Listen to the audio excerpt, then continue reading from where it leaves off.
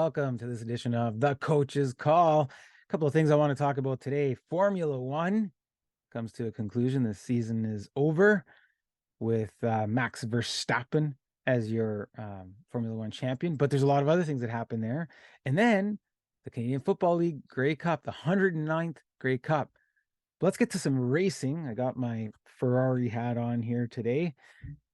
Ferrari didn't win the championship. They did come second in the constructors, and Charles LeClerc came second in the overall championship scoring. But it just wasn't without battle and whining. There was just a lot of whining I found in this Formula One season, and it's been sort of escalating over the last few years.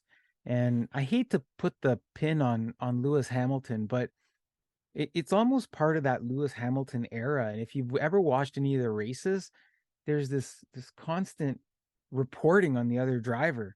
Well, he went off the track, or he's come too close, and this constant lobbying of the stewards. Now, part of it, I think, is the stewards and the steward decision-making process, and they've been too involved in the race. But the second last race, you kind of saw Max Verstappen being asked to move over and let his partner Checo through so that he could get more points going into the final race so he could finish second. And Verstappen's like, nope, not going to happen. And there's speculation as to why he didn't help his partner or whatever. But there was just this constant infighting or whining. And then you kind of saw Leclerc kind of go, hey, can you swap me out? Switch places with me. Let Carlos Sainz, my partner, let him take the fourth place. Let me hit podium.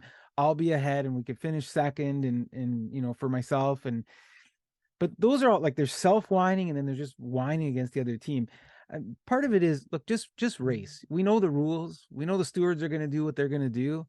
Just race and have a good, have a good race and play within the rules and just focus on yourself, not so much the other driver and all the lobbying. And the teams are part of it too. So a lot of good things happened in Formula One this year in terms of overtaking. I think it was 25% more overtaking than last year, made for some exciting races. Still a few things that need to be changed.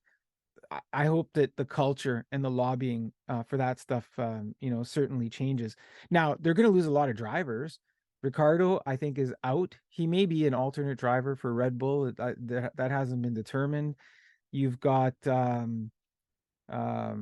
Alonso moving over. And there's another one, Alonso and Ocon just not getting along, openly not getting along. But Alonso's moving out. Nicholas Latifi, Canadian Nicholas Latifi is gone. Rumor has it he may end up in IndyCar racing. And I'm not going to, they're all high performers, but Nicholas Latifi was involved in a lot of crashes and it just, I think he might have been involved last year, causing some safety cars that helped determine some races. So I think it was probably time that the team and him parted ways. And another one is we're going to lose Sebastian Vettel, multi-world champion, was with Aston Martin. And there was an interesting point in the final race, if you saw it. His strategy probably didn't go as planned, with the team in the final race. He was sitting in an out of points position, multiple times. He like, why, what's going on with the strategy? Hey, nice, leaving me out of the points on my last race. And then with Lewis Hamilton retiring and Sebastian Vettel advancing, he was able to get into the last place for points. But towards the end of the race, there might have been an opportunity where he could have caught Ricardo and gotten the team an extra $12 million in championship points. And a little part of me was wondering, did he not put the foot down? I know I'm talking about integrity here, but did he not put the foot down and say, you know what? No, not going to do it. You guys put me in this position. You didn't support me. we know the dynamics of the Aston Martin team with Canadian Lance Stroll and his father owning the team. There's always speculation there of favoritism, towards his son. I'm not saying there is. I'm just saying there's always speculation. But that last little bit, I gotta wonder if Sebastian Vettel just kind of went taking the foot off the gas pedal just a little bit. You're not getting that extra 12 million bucks. I don't know. He was pretty vocal at the end of the race too about that. So a lot of changes coming. Looking forward. I think it's 105 days to the new season, sometime I think around March 3rd to 5th of 2023. Let's see what ends up with that. And we're going to take a Formula One break. Now, cutting quickly to the CFL and the 109th Grey Cup, the Winnipeg Bluebombers versus the Toronto Argonauts. Look, if this is the first time, if you had never watched a CFL game, and this is the first time you turned on a CFL game, it was entertaining. It was fast-paced.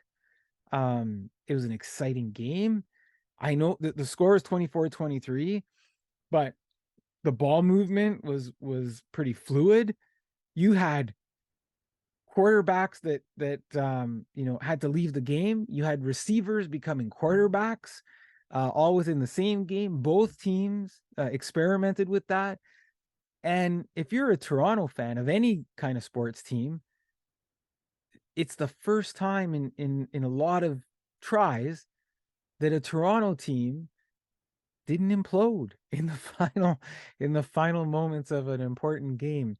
And you saw the camera cut over to Larry Tannenbaum at one point, and the Argos were down, and you're just thinking to yourself, oh God, what's he thinking now, right? I didn't think the Argos were going to pull it out there. At one point they were down by 10 points, but Winnipeg sure did their best to let them back into the game. I think that they failed to close it out and become the three-peat champions. But it was an exciting game.